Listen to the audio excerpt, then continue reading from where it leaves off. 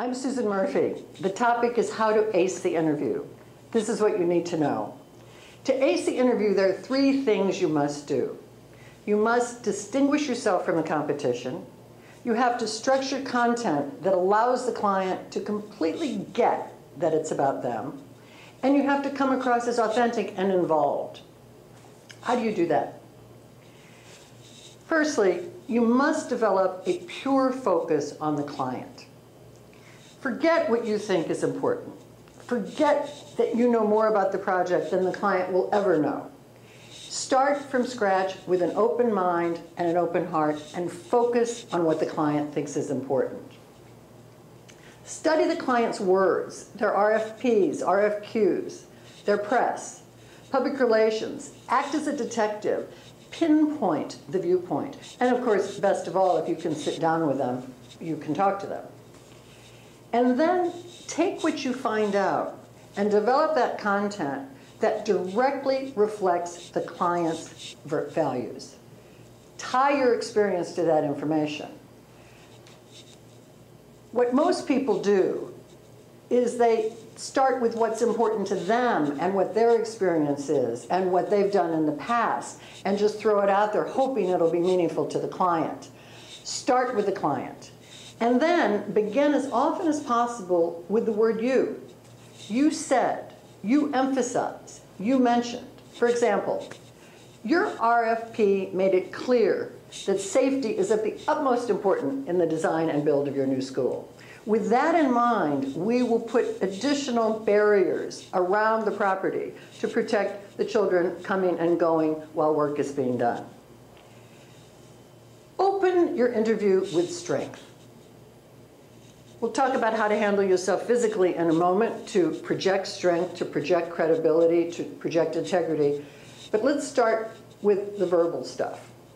State your purpose. We're here today to show you how we would approach the design and construction of your new elementary school. They know why you're here, but just the fact that you go in and say it gives you a little more credibility and puts you in charge of the interview. And then invite the client to talk. Even a client who ordinarily wouldn't, for instance, a federal agency. You can start out by saying, we realize things change rapidly in the world of education today. If you could tell us what has changed since we last communicated, we can be certain to include that in our remarks today. Now, you notice that I said, what has changed? I didn't say, has anything changed? Because it's too easy for them to say, no, say what has changed. If the client talks, listen and probe. Keep collecting information. Don't worry about the time. If they're talking, it's a good thing. If the client doesn't respond, just segue into your presentation. You have nothing to lose. You'll still get credit for paying attention to the client, to their desires, and it will set you completely apart from the competition who will just go in and try to knock them over the heads with their experience and their expertise. An important thing is to show teamwork, because your clients are hiring teams. Practice your transitions. You know, most people get up and they reintroduce each other and say what the other one's going to talk about. Don't do that. For example, a project manager might get up and say, you've told us that you want to create a warm and natural approach to your school through landscaping.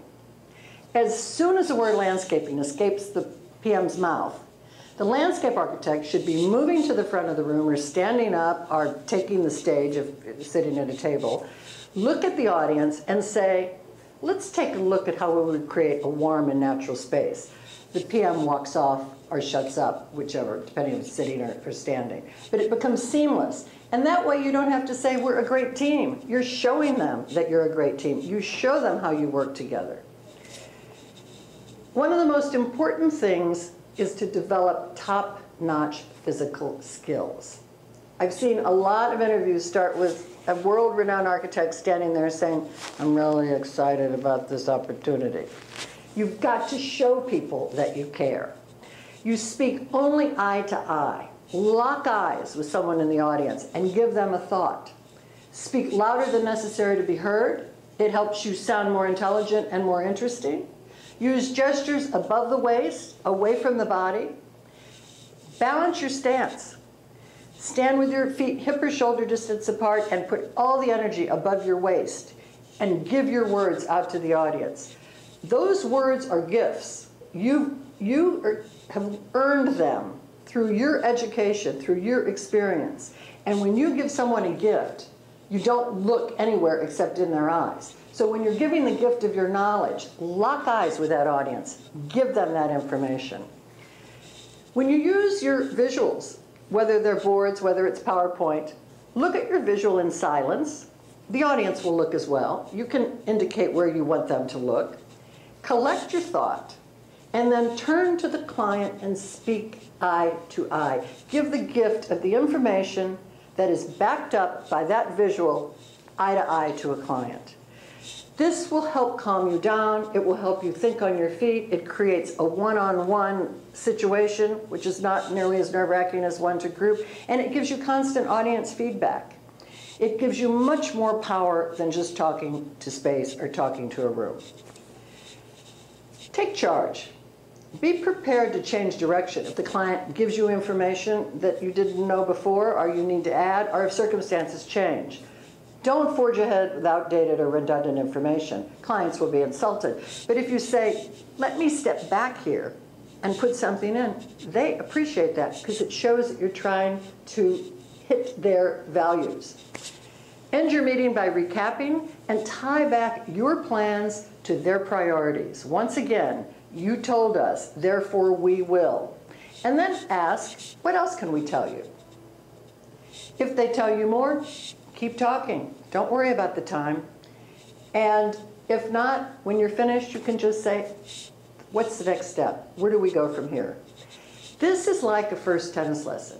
You need to practice these skills and put them in place gradually. Never forget that most of your competitors are doing it the same old way. Take the chance and you will win more often and more easily.